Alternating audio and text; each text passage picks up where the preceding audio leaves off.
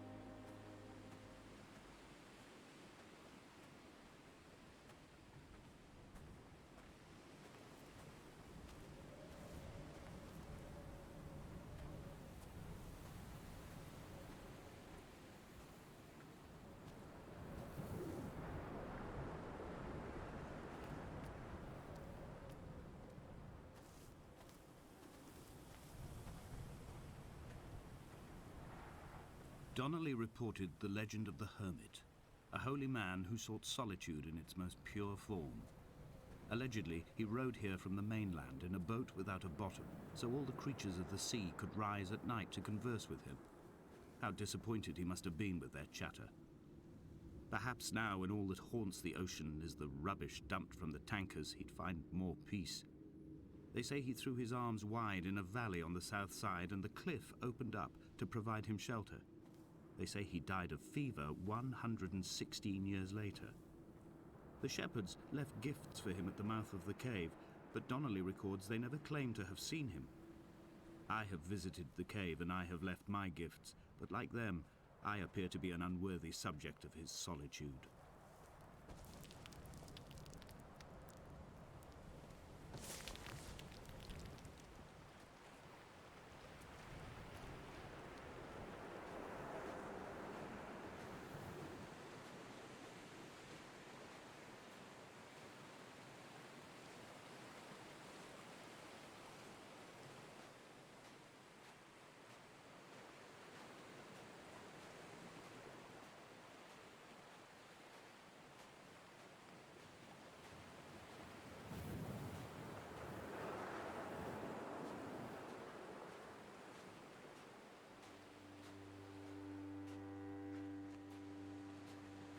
There was once talk of a wind farm out here, away from the rage and the intolerance of the masses. The sea, they said, is too rough for the turbines to stand. They clearly never came here to experience the becalming for themselves. Personally, I would have supported it. Turbines would be a fitting contemporary refuge for a hermit. The revolution and the permanence.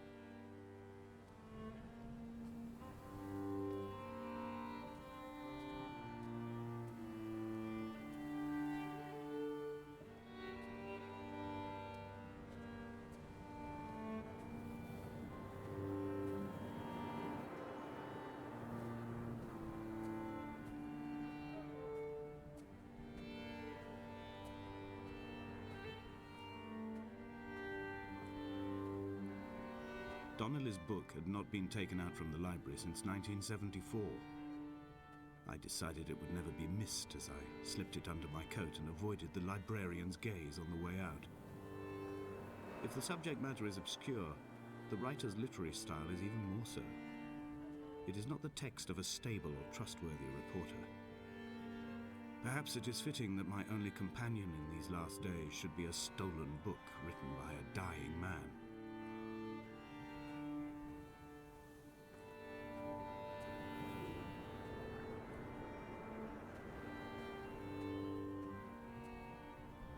When someone had died or was dying, or was so ill they gave up what little hope they could sacrifice, they cut parallel lines into the cliff, exposing the white chalk beneath. You could see them from the mainland or the fishing boats, and know to send aid, or impose a cordon of protection, and wait a generation until whatever pestilence stalked the cliff paths died along with its hosts. My lines are just for this: to keep any would-be rescuers at bay. The infection is not simply of the flesh.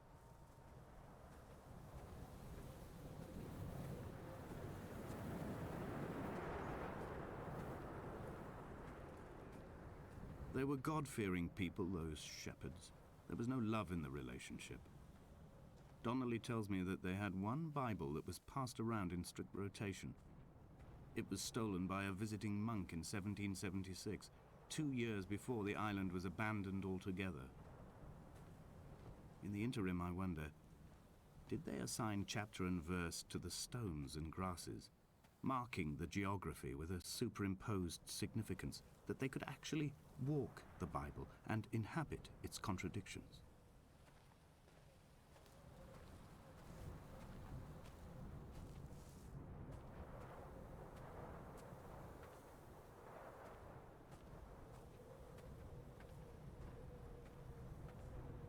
Dear Esther, I met Paul. I made my own little pilgrimage. My Damascus, a small semi-detached on the outskirts of Wolverhampton. We drank coffee in his kitchen and tried to connect to one another. Although he knew I hadn't come in search of an apology, reason or retribution, he still spiraled in panic, thrown high and lucid by his own dented bonnet. Responsibility had made him old. Like us, he'd already passed beyond any conceivable boundary of life.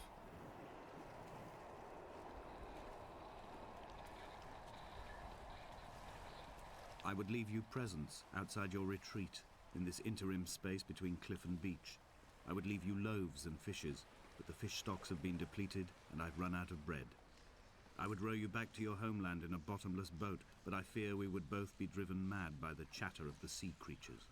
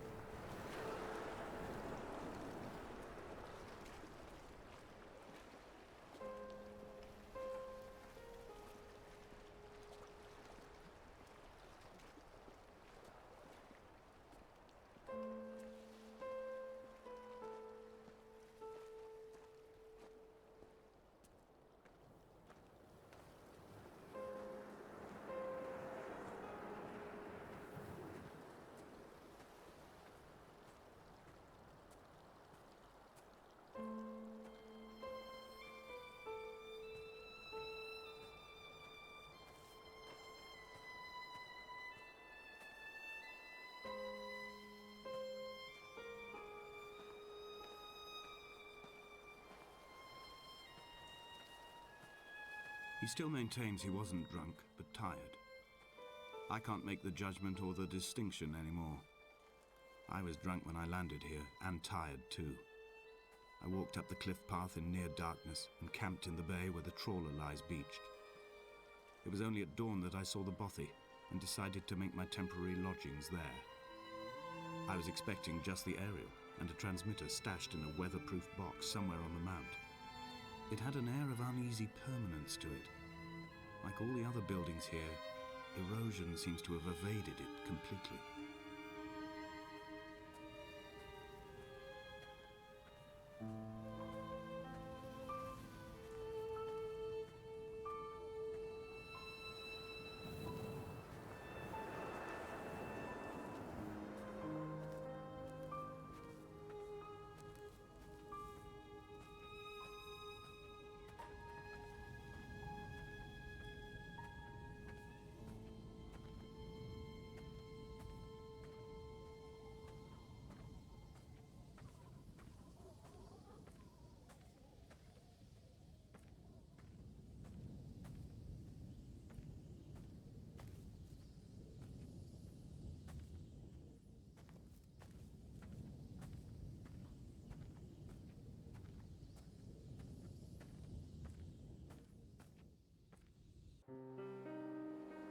Dear Esther, I have now driven the stretch of the M5 between Exeter and Bristol over 21 times.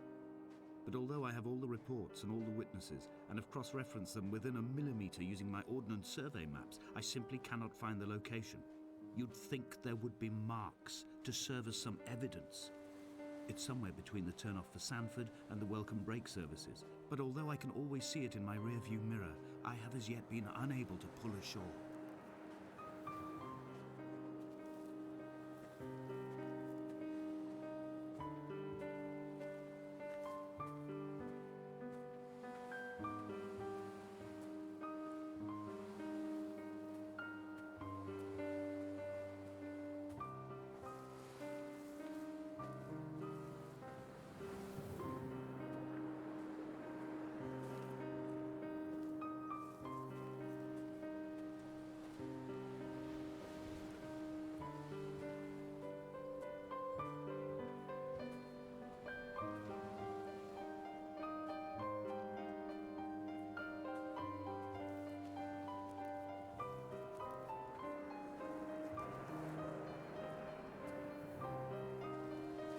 I've begun to wonder if Donnelly's voyage here was as prosaic as it was presented. How disappointed not to have found the bones of the holy man. No wonder he hated the inhabitants so.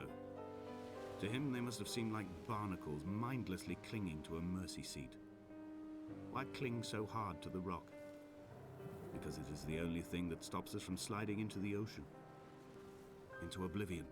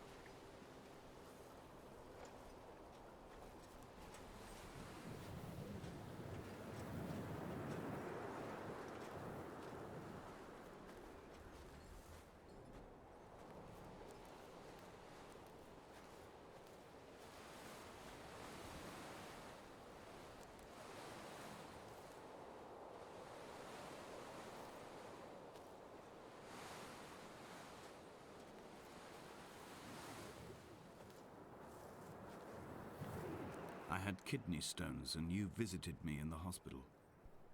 After the operation, when I was still half submerged in anesthetic, your outline and your speech both blurred.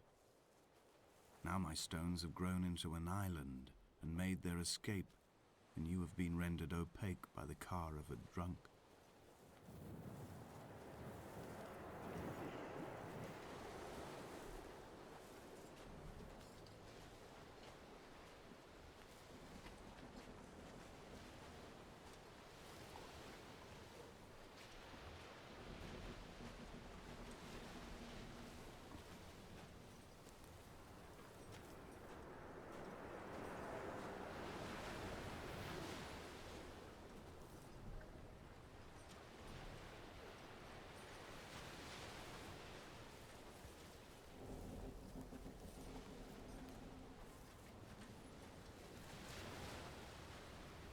There must be a hole in the bottom of the boat.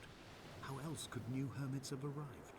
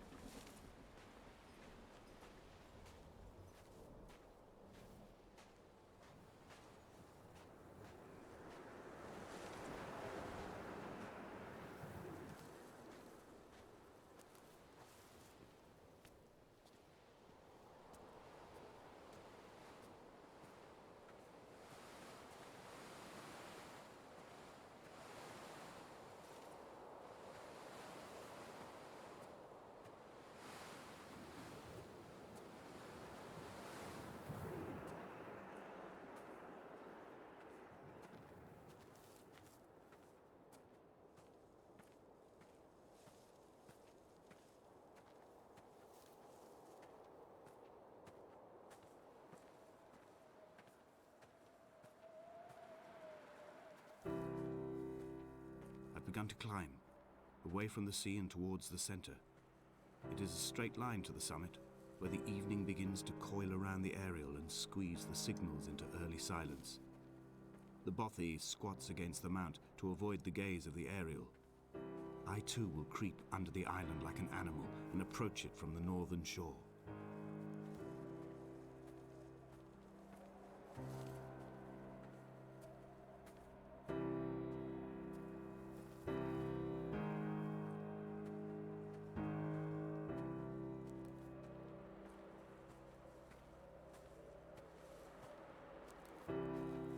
The bothy was constructed originally in the early 1700s.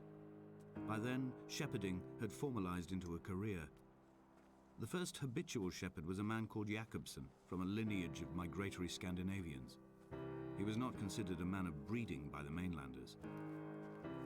He came here every summer whilst building the bothy, hoping eventually that becoming a man of property would secure him a wife and a lineage. Donnelly records that it did not work. He caught some disease from his malcontented goats and died 2 years after completing it. There was no one to carve white lines into the cliff for him either.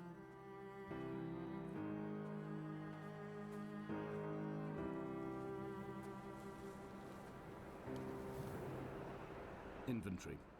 A trestle table we spread wallpaper on in our first home. A folding chair. I laughed at you for bringing camping in the lakes. I was uncomfortable later and you laughed then. This diary, the bed with the broken springs. Once asleep you have to remember not to dream. A change of clothes, Donnelly's book stolen from Edinburgh Library on the way here. I will burn them all on the last morning and make an aerial of my own.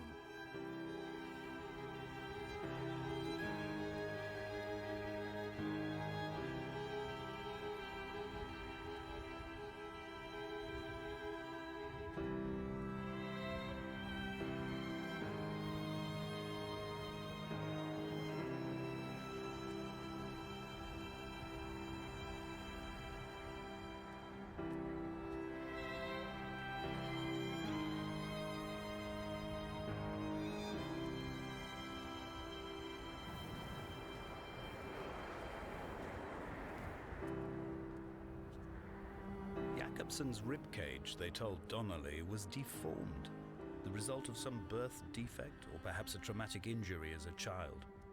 Brittle and overblown it was, and desperately light. Perhaps it was this that finally did for him, unable to contain the shattering of his heart. In half-light, his skeleton a discarded prop, a false and calcified seabird.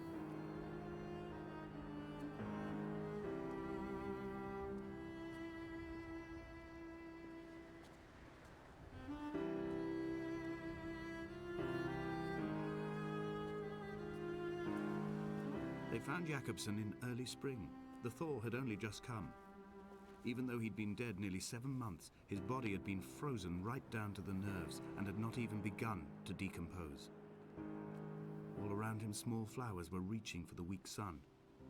The goats had adjusted happily to life without a shepherd and were grazing freely about the valley. Donnelly reports they hurled the body in fear and disgust down the shaft, but I cannot corroborate this story.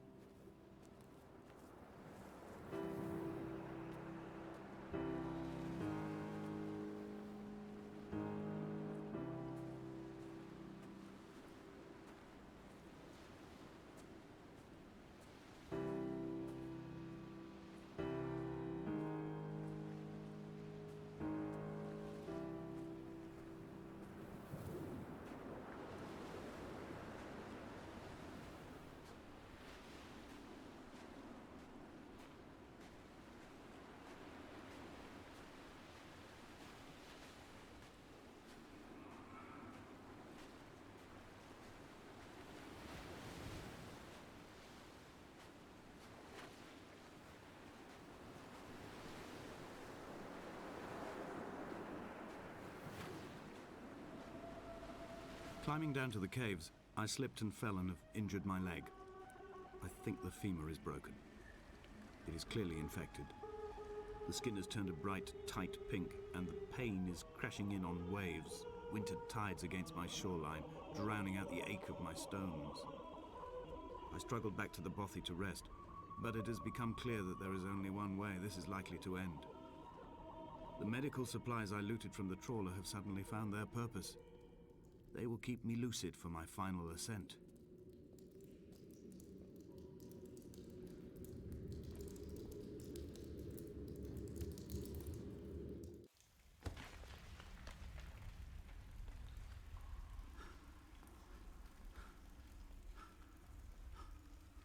Donnelly did not pass through the caves. From here on in, his guidance, unreliable as it is gone from me. I understand now that it is between the two of us, and whatever correspondence can be drawn from the wet rocks.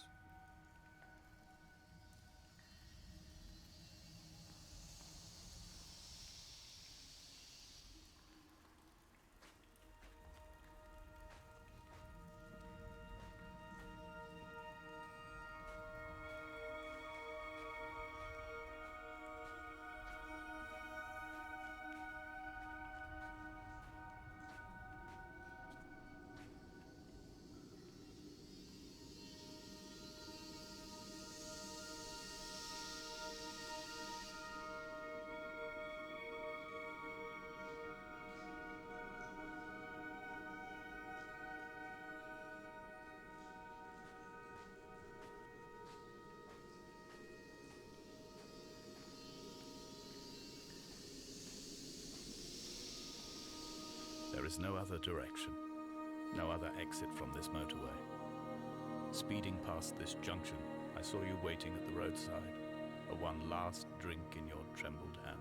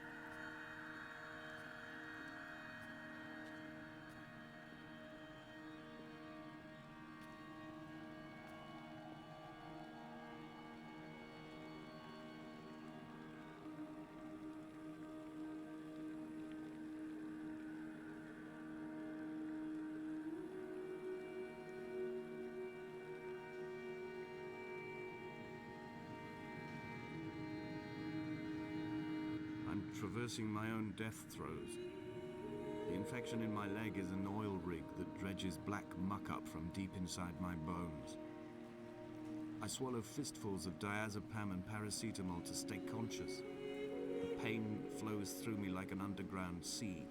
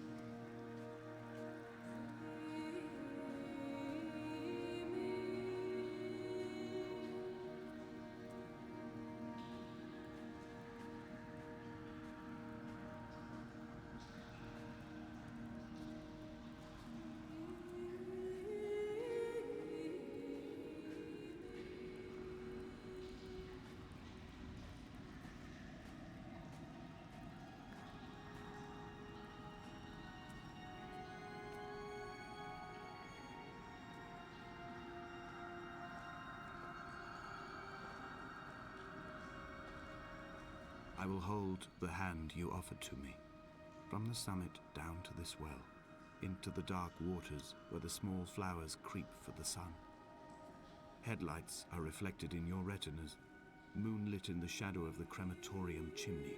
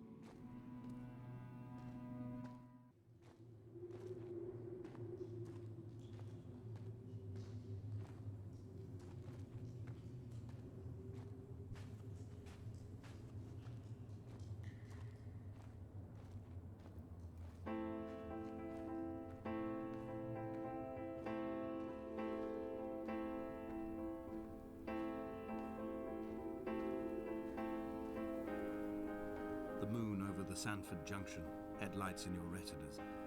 Donnelly drove a grey hatchback without a bottom. All the creatures of the tarmac rose to sing to him. All manner of symbols crudely scrawled across the cliff face of my unrest. My life reduced to an electrical diagram.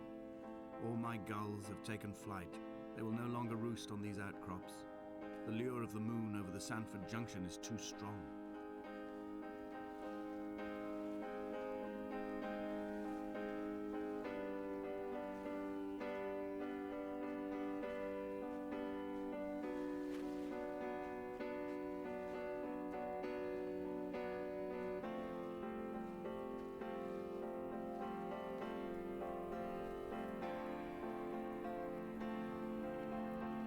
Dear Esther, I find each step harder and heavier. I drag Donnelly's corpse on my back across these rocks, and all I hear are his whispers of guilt, his reminders, his burnt letters, his neatly folded clothes. He tells me I was not drunk at all.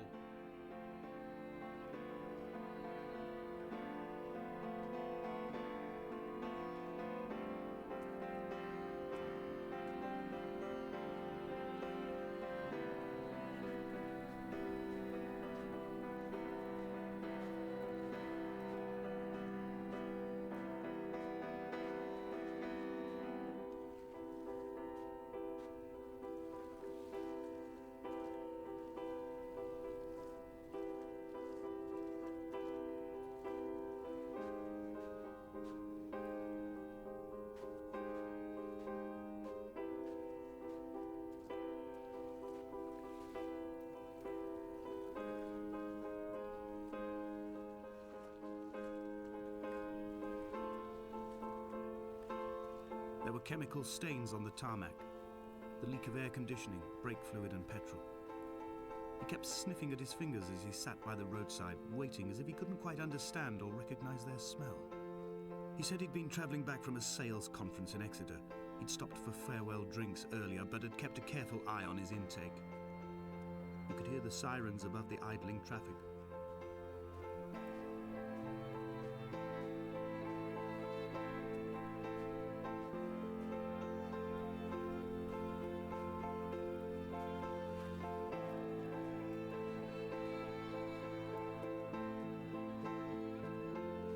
From here, I can see my armada. I collected all the letters I'd ever meant to send to you, if I'd have ever made it to the mainland, but had instead collected at the bottom of my rucksack, and I spread them out along the lost beach. Then I took each and every one, and I folded them into boats. I folded you into the creases, and then, as the sun was setting, I set the fleet to sail. Shattered into 21 pieces, I consigned you to the Atlantic, and I sat here until I'd watched all of you sink.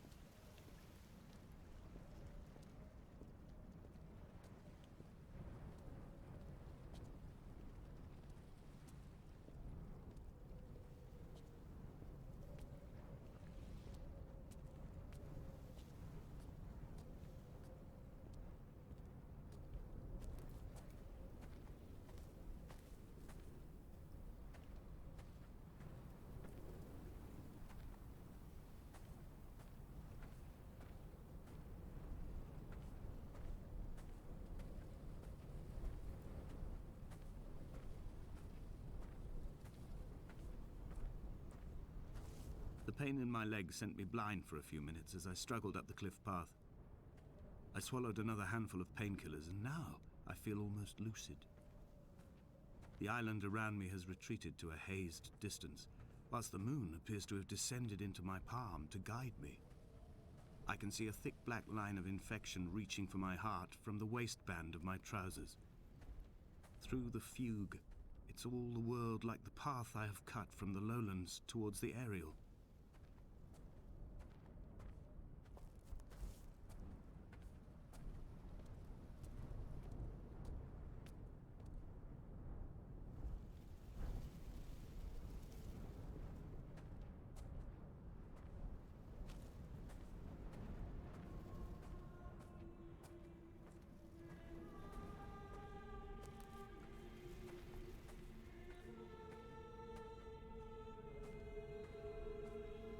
I've begun my voyage in a paper boat without a bottom. I will fly to the moon in it. I've been folded along a crease in time, a weakness in the sheet of life. Now you've settled on the opposite side of the paper to me. I can see your traces in the ink that soaks through the fiber, the pulped vegetation. When we become waterlogged and the cage disintegrates, we will intermingle. When this paper aeroplane leaves the cliff edge and carves parallel vapor trails in the dark, we will come together.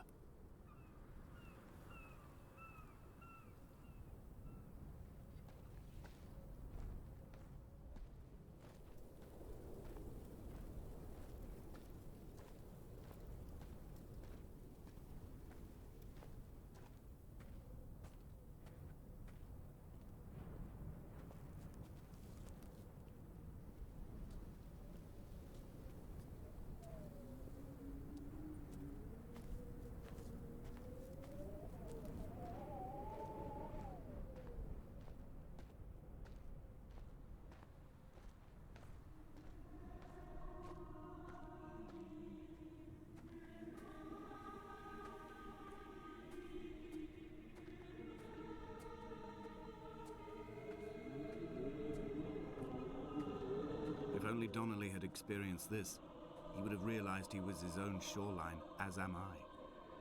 Just as I am becoming this island, so he became his syphilis, retreating into the burning synapses, the stones, the infection.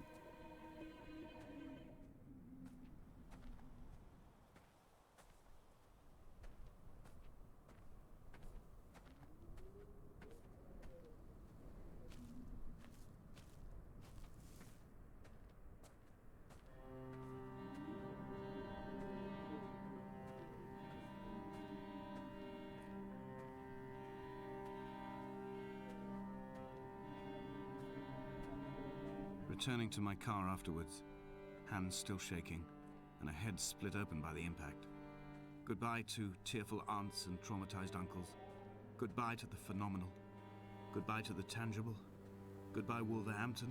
Goodbye Sanford. Goodbye Cromer. Goodbye Damascus. This cliff path is slippery in the dew. It is hard to climb with such an infection. I must carve out the bad flesh and sling it from the aerial. I must become infused with the very air.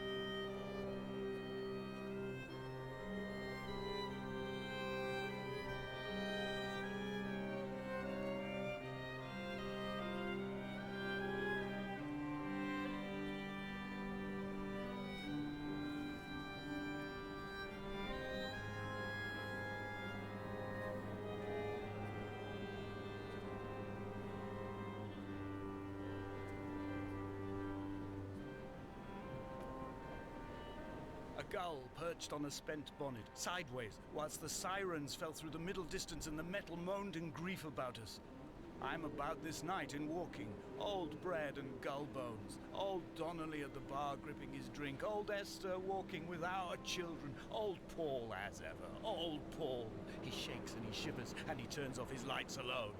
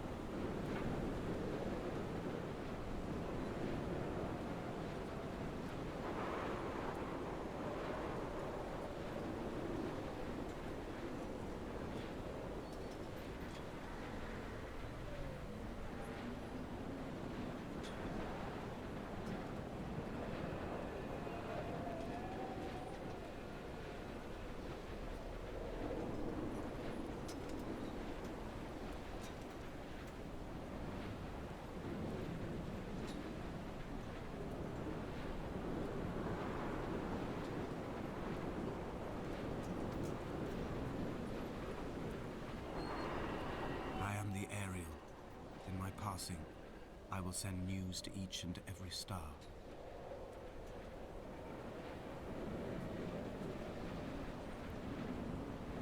Dear Esther, I have burnt my belongings, my books, this death certificate. Mine will be written all across this island. Who was Jakobsen? Who remembers him? Donnelly has written of him, but who was Donnelly? Who remembers him? I have painted, carved, hewn, scored into this space all that I could draw from him. There will be another to these shores to remember me. I will rise from the ocean like an island without bottom, come together like a stone, become an aerial, a beacon, that they will not forget you. We've always been drawn here. One day the gulls will return and nest in our bones and our history. I will look to my left and see Esther Donnelly flying beside me. I will look to my right and see Paul Jakobsen flying beside me. They will leave white lines carved into the air to reach the mainland, where help will be sent.